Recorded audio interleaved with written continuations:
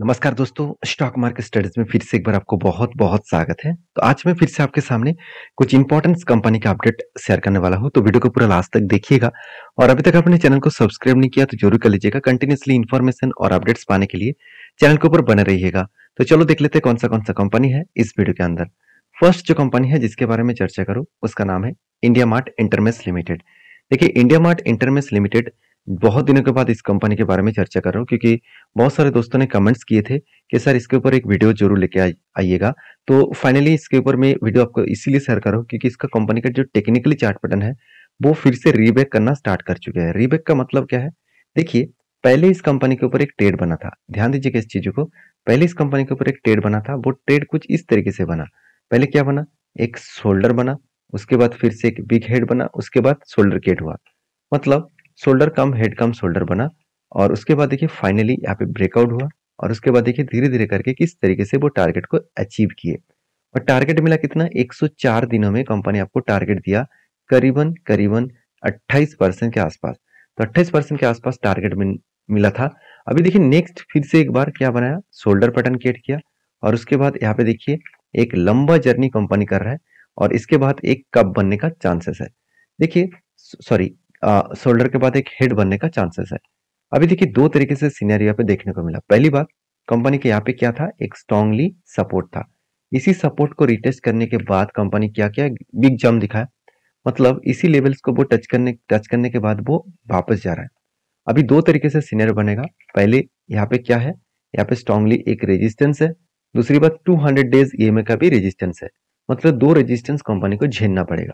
तो दो रेजिस्टेंस को अगर ब्रेक कर पाए तो वो धीरे धीरे करके ऊपर जाने के लिए वो तैयारी करेंगे, जरूर वो आगे बढ़ेंगे। तो यहाँ पे क्वेश्चन आएगा, क्या सही में कंपनी के ऊपर आगे जाने के लिए दम है? तो उसके लिए कंपनी का फाइनेंशियल डिटेल्स आपको देखना पड़ेगा।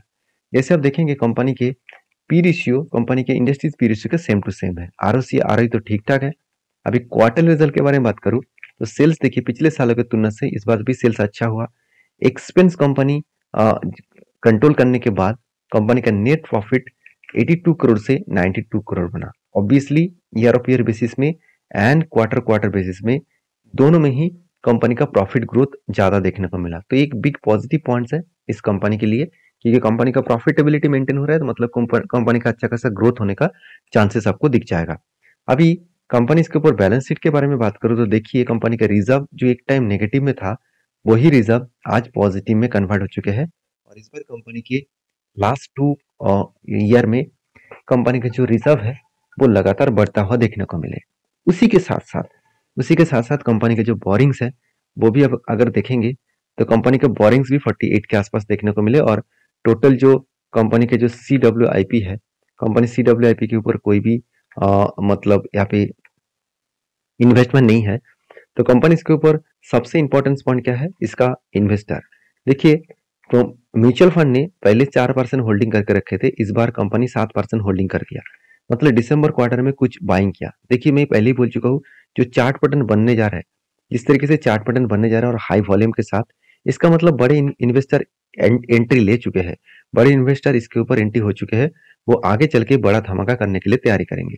जैसे एफआईएस भी देखेंगे, अच्छा खासा क्वांटिटी ऐड किया करीबन 25% के आसपास।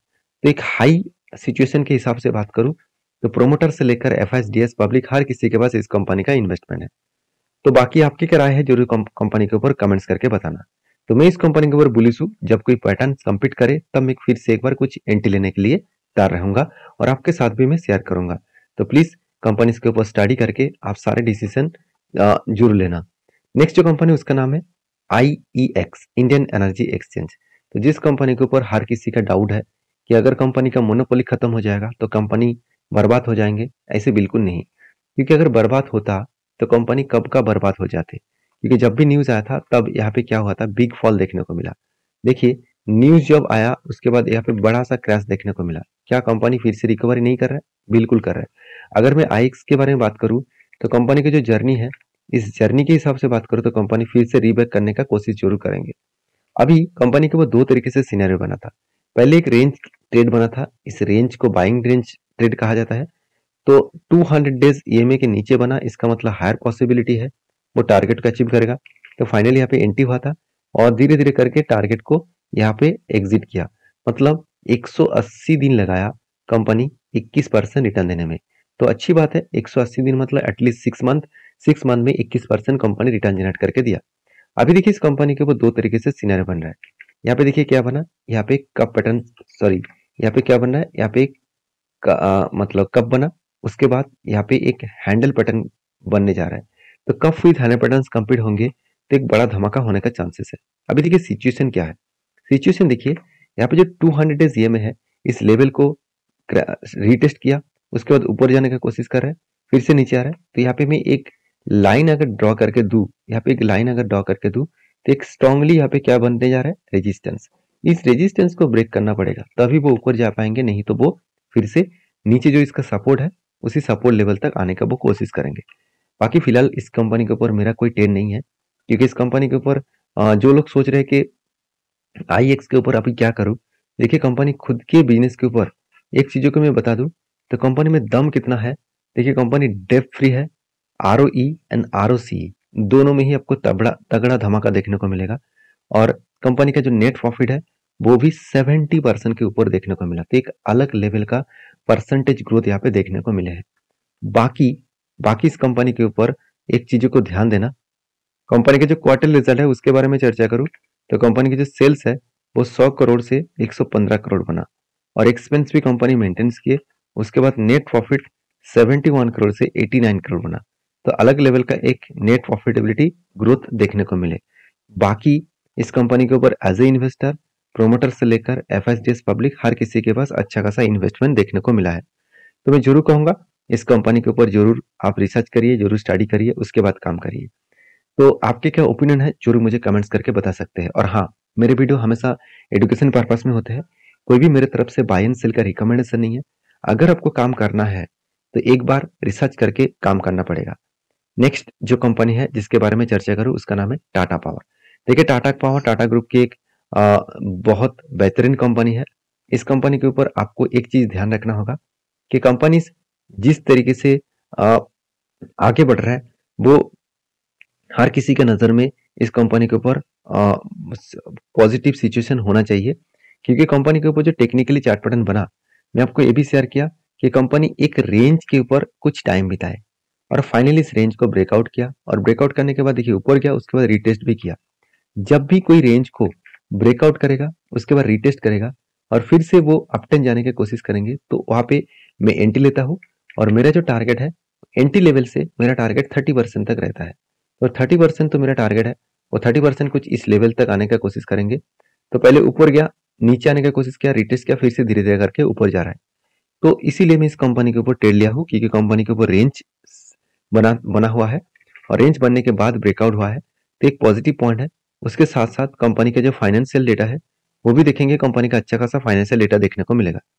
जैसे क्वार्टर रिजल्ट देखेंगे, कंपनी के सेल्स में कोई भी कमियां नहीं है, 14,100 करोड़ से 14,600 करोड़ बना। एक्सपेंस को कंपनी कंट्रोल रखे, उसके बाद नेट प्रॉफिट 1000 करोड़ से 1000 करोड़ बना, 1050 करोड़ से 1075 करोड़ बना, तो एक अलग लेवल का प्रॉफिट ग्रोथ हुआ। उसके साथ साथ एज ए इन्वेस्टर भी इस कंपनी के ऊपर अच्छा खासा बाइंग कर रहा है। म्यूचुअल फंड ने होल्डिंग बढ़ा दिया, FIs ने भी होल्डिंग बढ़ा दिए, और साथ ही साथ पब्लिक प्रोमोटर के पास तो पहले से ही होल्डिंग है और पब्लिक के पास भी होल्डिंग कंटिन्यू कर रहा है। तो हर व्यक्ति इस कंपनी के ऊपर रहना चाहते हैं, क्योंकि इस कंपनी का जो बिजनेस है वो तो बढ़ ही रहा है, साथ ही साथ कंपनी का जो कैपेक्स है वो भी बढ़ते चले जा रहे हैं। कंपनी के इस बार हाईएस्ट कैपेक्स देखने को मिलेगा 8,400 करोड़ के आसपास। और जो टाटा पावर आप देखेंगे तो टाटा पावर साइन एग्रीमेंट और ₹105 crore with Tata communications to set 18.75 megawatt AC group जो कैप्टिव सोलर प्लांट है उसको लगाने वाला है। तो इस न्यूज के कारण शेयर में एक मैसिव मोमेंटम देखने को मिला था, और कंपनी के टोटल जो इलेक्ट्रिसिटी जनरेट कैपेसिटी है वो 14,450 मेगावाट के आसपास है, जो एक अलग लेवल में कंपनी का ग्रोथ हुआ। देखिए ध्यान दीजिएगा, कंपनी का 2022 में कुछ डेटा नहीं था, मतलब डेटा बहुत कम था, मगर करंट जो डेटा है वो 14,450 मेगावाट के आसपास है। तो कि कंपनी किस तरीके से ग्रोथ कर रहा है आप देख सकते हैं। तो मैं टाटा पावर के ऊपर बहुत बुलिश हूँ, आपके क्या ओपिनियन जरूर कमेंट्स करना। नेक्स्ट जो कंपनी है उसका नाम है सारेगामा इंडिया लिमिटेड। जो कंपनी के ऊपर एक बहुत बड़ा अपडेट है वो है डिविडेंड का। तो कंपनी 21 तारीख को 4 रुपीज करके डिविडेंड देने वाला है। जो लोग डिविडेंड पाना चाहते हैं तो इस कंपनी के ऊपर रिसर्च करके काम करिए। तो मिलते हैं नेक्स्ट वीडियो में, तब तक के लिए धन्यवाद।